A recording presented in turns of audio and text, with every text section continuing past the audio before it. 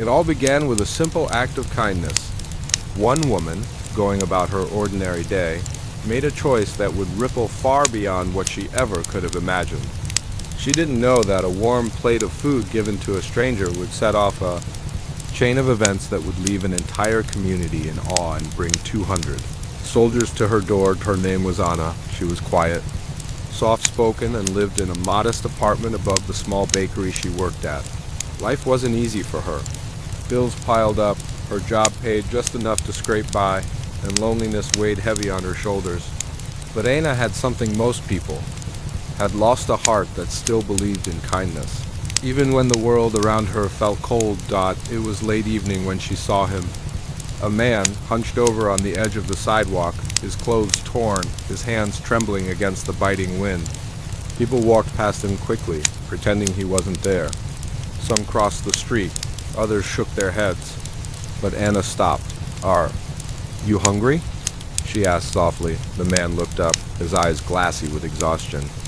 For a moment he seemed too ashamed to answer, but his lips quivered as he whispered, "I haven't eaten in 2 days." Anna felt a tug at her chest. She reached into the paper bag she carried and pulled out the warm dinner she had packed for herself: some bread, soup, and roasted chicken she had made the night before. She handed it to him without hesitation.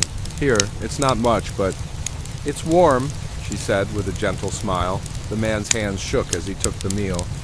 Why would you do this for me?" "Because everyone deserves a meal," she replied.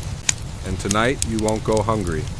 Tears welled up in his eyes as he whispered, "Thank you. You have no idea what this means." Anna didn't expect anything in return. She didn't even ask his name. She simply wished him well and walked home with an empty bag, feeling strangely full inside. For the first time in weeks, she went to bed with a smile. The next morning, she returned to the bakery, ready to start another long day. But when she stepped outside, her eyes froze. Her breath caught in her throat. Lined up along the street shoulder to shoulder, straight-backed and silent, or 200 uniformed soldiers. The sunlight gleamed off their badges. The air was heavy with respect, and all of them were standing in front of her. Anna's heart pounded. What is happening?" she whispered to herself. A man stepped forward.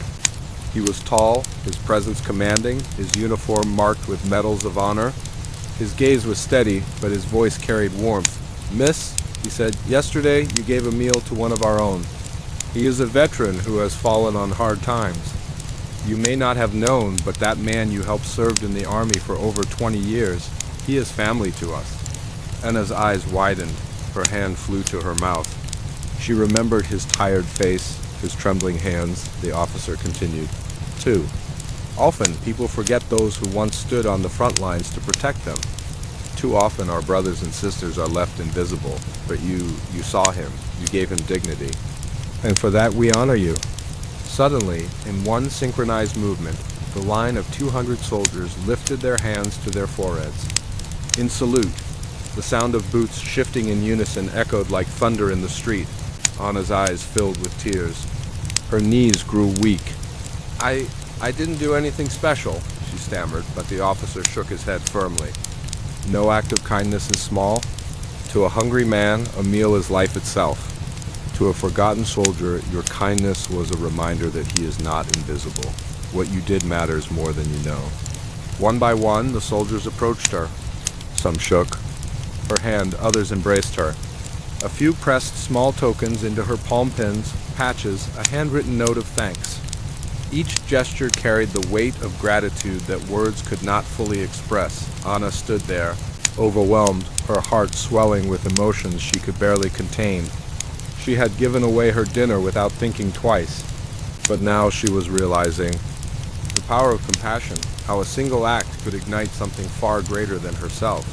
Later that evening, Anna finally found herself face to face with the man she had helped.